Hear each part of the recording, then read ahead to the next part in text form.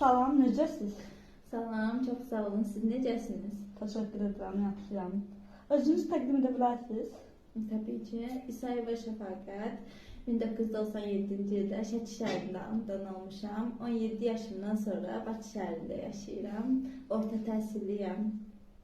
Əngəliniz nə vaxtdan yaranıb? Əngəlliyim 12 yaşımdan yaranıb. Uğursuz əməliyyat nəticəsində olub. 4 dəfə uğursuz əməliyyat keçirdim. Sonra 12 yaşımdan 17 yaşıma qədər yeriyə bilmədim. Hətta bir stəkan suyu alıb belə içə bilmədim. Yəni bir sözlə valideynlərimə çox ehtiyacım oldu. 17 yaşımdan sonra anamın sayəsində və Allahın möcüzəsi sayəsində ayağa qalxdım. Çox şükürlər olsun. Bu gücü Allah sənə veribsə, bizim deyə bir şey yoxdur. Və bu əngəlinin sənə yəni faydaları və zərərləri nədir?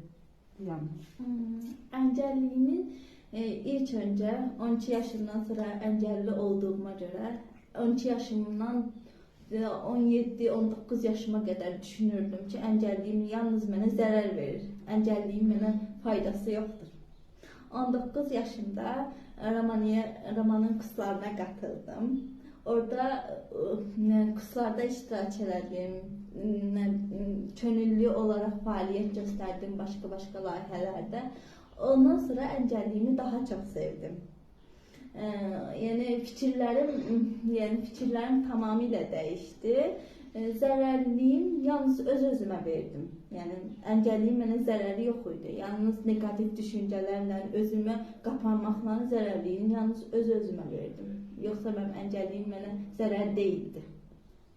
Aslında çox gözəl fikirlərdir. Təbrik edirəm sizi. Bu qədər yəni çətinliyə rəğmən bu qədər güclü olmanız çox gözəl bir hissdir. Və buradan əngəlli insanlara nə demək istəyirsiniz? Əngəlli insanlara nə demək istəyirəm? Özünüzü hər halınızdan sevin. Ətrafdan sizi sevməyinizi gözləməyin. Özünüzü sevin. Ətrafa önəm verməyin. Yalnız öz dəyərinizi özünüz bilin. Mən sizə çox təşəkkür edirəm ki, bizə bu gözəl sifarişləri verdiniz. Çox sağ olun.